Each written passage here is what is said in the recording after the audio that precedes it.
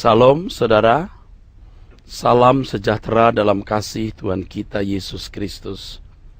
Kiranya damai sejahtera Tuhan atas hidup kita sekalian, yang meneguhkan, menguatkan, menghibur, dan selalu menopang kita dalam segala keadaan yang kita alami. Saudara sekalian, banyak kisah dalam pelayanan dan hidup Tuhan Yesus yang hanya ditulis oleh satu atau dua Injil. Misalnya hanya ditulis oleh Injil Matius, tetapi tidak terdapat dalam Injil Markus, Lukas, dan Yohanes. Hanya ada di Injil Lukas dan Matius, tapi tidak terdapat dalam Injil Markus dan Yohanes. Hanya ada di Lukas dan Matius. Tetapi kisah mengenai Tuhan Yesus masuk kota Yerusalem, dielu-elukan penduduk kota itu, ternyata ditulis oleh keempat Injil. Selain Injil sinoptis, yaitu Matius, Markus, Lukas, juga ditulis oleh Injil Yohanes. Bapak Ibu perlu ketahui bahwa yang disebut Injil sinoptis itu Matius, Markus, Lukas. Sinoptis memiliki sudut pandang yang sama, sinoptis. Nah, saudara, saya mengajak saudara untuk memperhatikan kisah ini secara khusus dari Injil Yohanes. Ditulis dalam Yohanes 12 dari ayat 12. Yesus dielu-elukan di Yerusalem. Saya bacakan dan kita semua mengamatinya. Keesokan harinya, Yohanes 12 ayat 12. Keesokan harinya, ketika orang banyak yang datang merayakan pesta mendengar bahwa Yesus sedang di tengah jalan menuju Yerusalem, mereka mengambil daun-daun palem dan pergi menyongsong dia sambil berseru, "Hosana, diberkatilah dia yang datang dalam nama Tuhan Raja Israel." Yesus menemukan seekor keledai muda, lalu naik ke atasnya, seperti ada tertulis, "Jangan takut, hai putri Sion, lihatlah rajamu datang, duduk di atas seekor anak keledai." Murid-murid, maksud saya mula-mula, murid-murid Tuhan Yesus tidak mengerti akan hal itu. Tetapi sesudah Tuhan Yesus dimuliakan, teringatlah mereka bahwa nas itu mengenai dia dan bahwa mereka telah melakukannya juga untuk dia. Orang banyak yang bersama-sama dengan Tuhan Yesus ketika Tuhan Yesus memanggil Lazarus keluar dari kubur dan membangkitkannya dari antara orang mati, memberi kesaksian tentang dia. Sebab itu, orang banyak itu pergi menyongsong Tuhan Yesus, karena mereka mendengar bahwa ia yang membuat mujizat itu. Maka kata orang-orang Farisi seorang kepada yang lain, "Kamu lihat sendiri bahwa kamu sama sekali tidak berhasil. Lihatlah, seluruh dunia datang mengikuti dia." Saudara sekalian,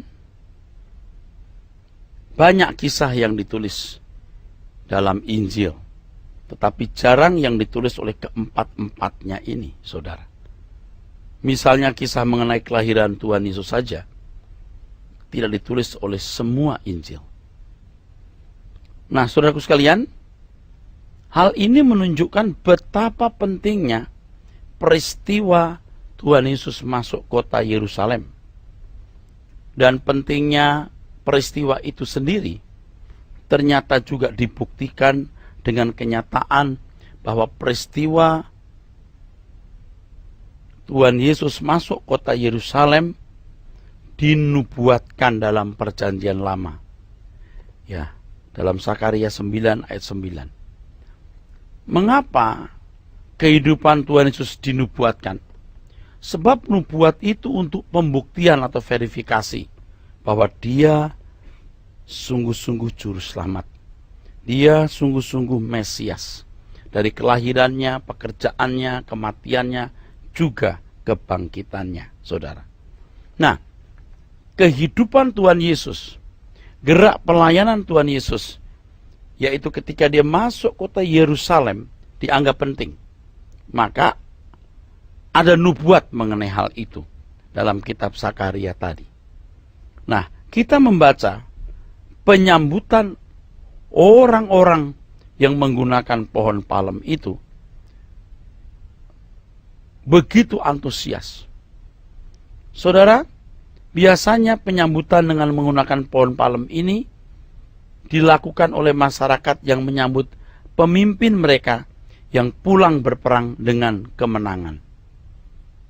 Jadi sekarang mereka menyambut Tuhan Yesus.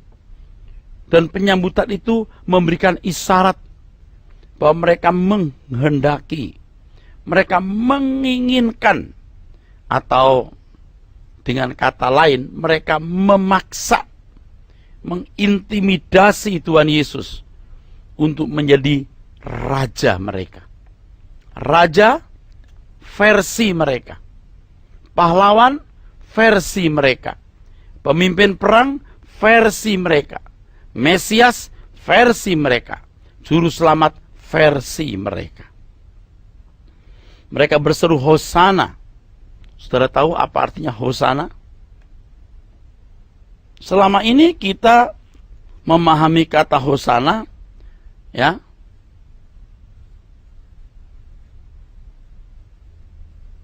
berarti terpujilah Tuhan.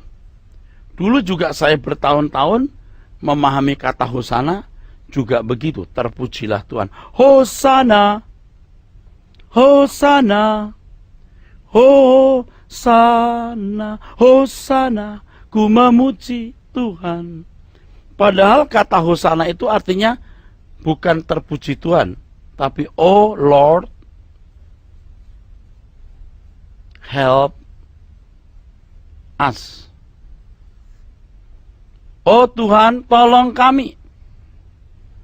Jadi sejatinya orang-orang Yahudi ketika menyambut Tuhan Yesus dengan penyambutan yang begitu hingar-bingar dan meriah, itu dasarnya karena mereka membutuhkan Tuhan untuk melakukan apa yang mereka maui. Mereka mau memanfaatkan Tuhan. Oh Lord, help us. Oh Tuhan, tolong kami. Itu bukan pujian. Hosana, diberkatilah dia yang datang dalam nama Tuhan Raja Israel. Seruan itu berarti Tuhan, tolong kami. Dan mereka memberkati Tuhan Yesus dengan nama Allah agar memperoleh kemenangan. Mereka begitu yakin menjagokan Tuhan Yesus sebagai panglima perang dan meyakini akan tampil sebagai pemenang. Ini sama, saudara, kalau orang tua berkata kepada anaknya, aduh anak mami manis deh, anak mami mau dong ya ngambilin baju mami yang di situ. Anak mami pinter deh. Anak mami mau kan, tolong ambilin itu buku mami di atas meja. Pujian, di balik pujian mau memperalat. Di balik pujian mau memperalat. Saudara, ini faktanya. Pujian tapi mau memperalat. Tuhan tolong kami. Dan mereka memberkati Tuhan Yesus dengan nama Allah agar memperoleh kemenangan. Mereka yakin ya menjagokan Tuhan Yesus sebagai panglima perang dan meyakini Tuhan Yesus akan tampil sebagai pemenang. Coba pelajaran rohani apakah yang kita bisa peroleh, kita dapat dari peristiwa itu, saudaraku sekalian? Saya ingatkan, saya perlu memberi catatan di sini bahwa peristiwa itu terjadi pada hari-hari terakhir sebelum Tuhan Yesus menghadapi salib. Ya, sebelum Tuhan Yesus menghadapi salib, saudaraku.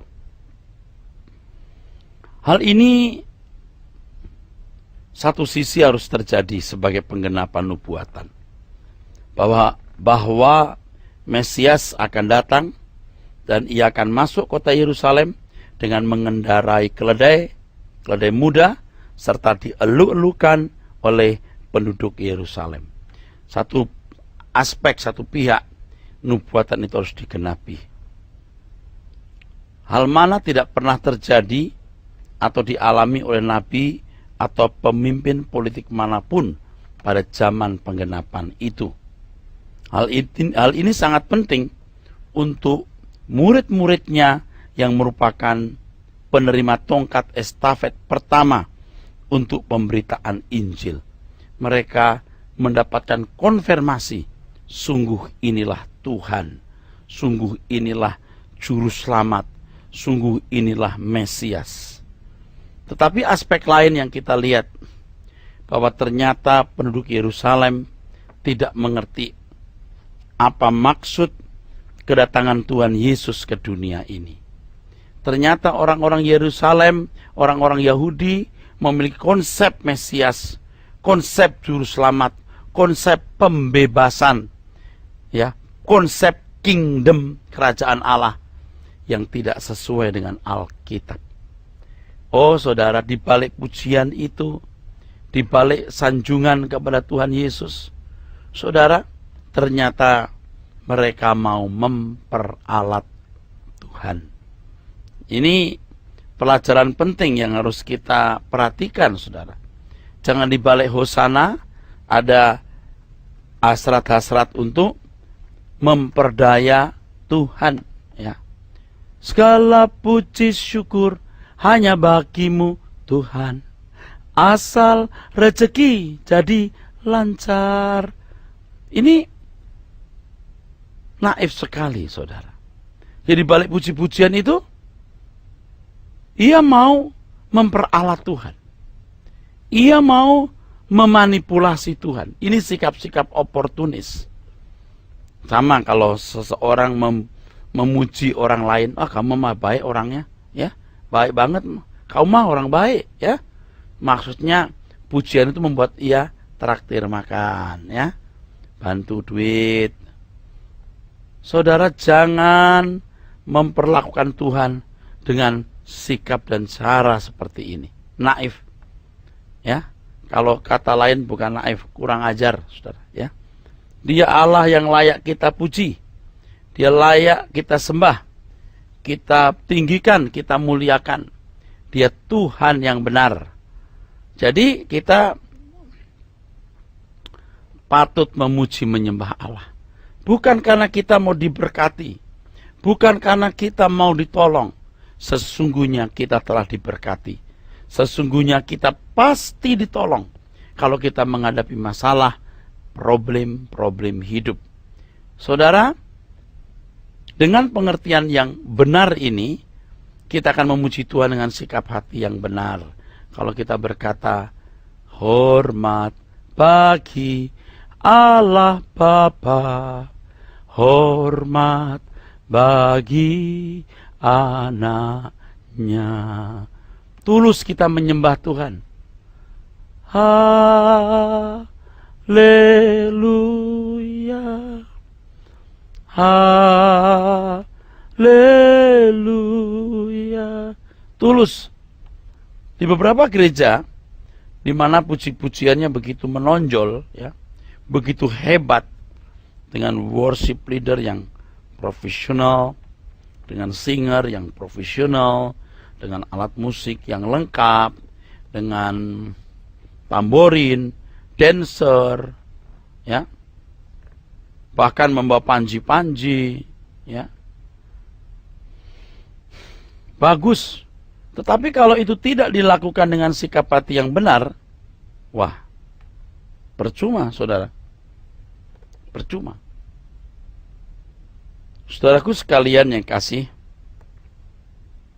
kita membaca di dalam Yohanes pasal 12 ayat 12 sampai 19 tadi, betapa tinggi antusias orang-orang menyambut Tuhan Yesus. Baru kali ini ada penyambutan sedemikian meriah ya terhadap seorang anak manusia, apalagi seorang anak yang dikenal sebagai keluarga tukang kayu, rakyat jelata ya. Baru kali ini rasanya peristiwa terjadi, saudaraku sekalian.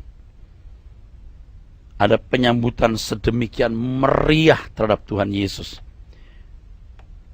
Alkitab menunjukkan mengapa mereka begitu antusias.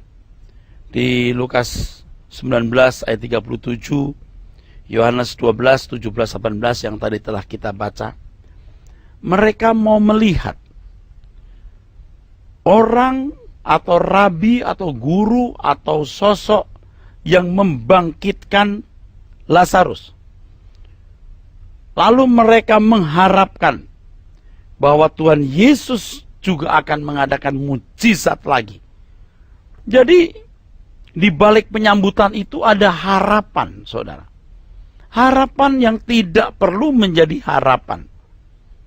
Ya kalau cuma bisa ketemu Tuhan Yesus secara fisik, kalau hanya bisa mendapatkan berkat jasmani, what for? Untuk apa? Sebab konsep pembebasan yang Tuhan berikan itu pembebasan dari dosa.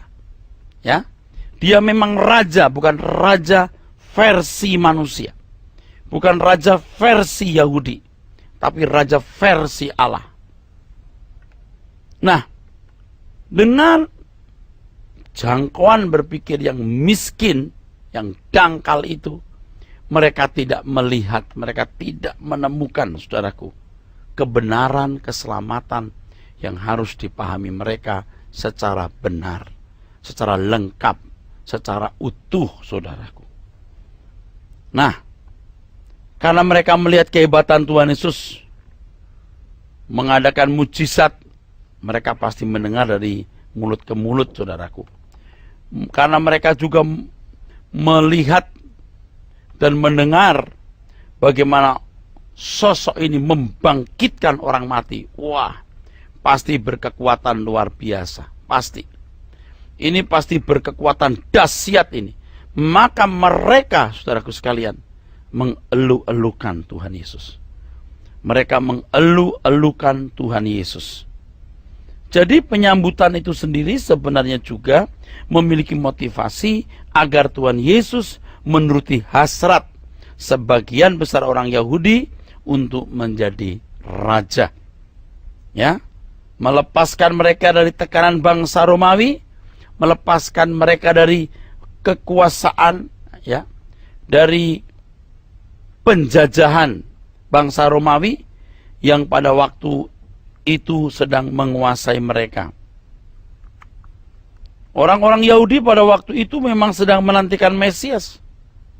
Dan demi melihat kehebatan dari Tuhan Yesus, mereka, saudaraku sekalian, memanfaatkan Tuhan Yesus untuk kepentingan mereka sesuai dengan konsep dan selera mereka. Ini yang jadi masalah. Ini yang jadi masalah, saudaraku sekalian. Hal ini membuat mata mereka makin tertutup terhadap visi kedatangan Tuhan Yesus, sehingga mereka tidak memperoleh keselamatan yang sejati. Ini yang kita khawatirkan, ya. Orang-orang yang rajin ke gereja, orang-orang yang hingar-bingar, saudaraku sekalian, hingar-bingar memuji-muji Tuhan, yang heboh dalam berbagai kegiatan rohani, heboh dalam berbagai kegiatan pelayanan gereja. Tetapi saudaraku sekalian, ternyata mereka tidak mengerti isi dari keselamatan sejati, ya, yang Tuhan Yesus bawa. Oleh sebab itu, mari kepada rekan-rekan hamba-hamba Tuhan, kita harus melihat dengan lengkap, melihat secara utuh, dengan cerdas dan jujur, Kita jangan seperti penduduk Yerusalem yang menyambut kedatangan Tuhan Yesus ke kota itu dengan penyambutan yang begitu hebat, penyambutan yang begitu meriah, tetapi tendensinya adalah kepentingan pribadi. Tendensinya adalah kepentingan pribadi.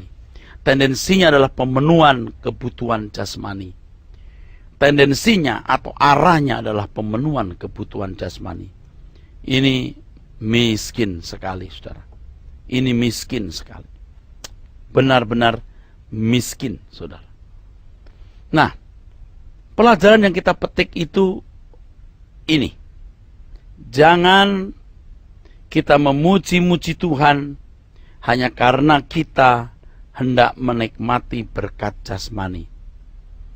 Hanya karena kita ingin hasrat kita dipuaskan. Keinginan kita dipenuhi. Ini terjadi pembalikan hierarki namanya.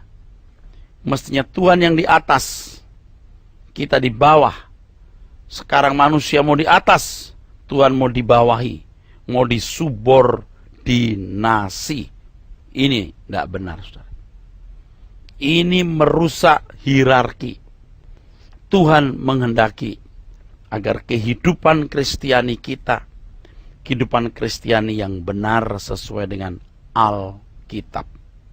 Dengan sikap yang benar seperti ini, saudaraku sekalian, kita akan bertumbuh menjadi orang Kristen yang berkenan kepada Allah. Mari kita elu-elukan Tuhan Yesus, bukan tidak boleh. Kita elu-elukan dengan sikap hati yang benar. Kita puji-puji, kita sanjung dengan sikap hati yang benar. Dan seorang yang benar-benar mengasihi Tuhan dan mengerti kebenaran, tidak bisa tidak mengelu-elukan Tuhan. Tidak bisa tidak memuji dan menyembah Allah. Ia akan selalu mengelu-elukan Tuhan, memuji menyembah Allah dengan sikap hati yang benar.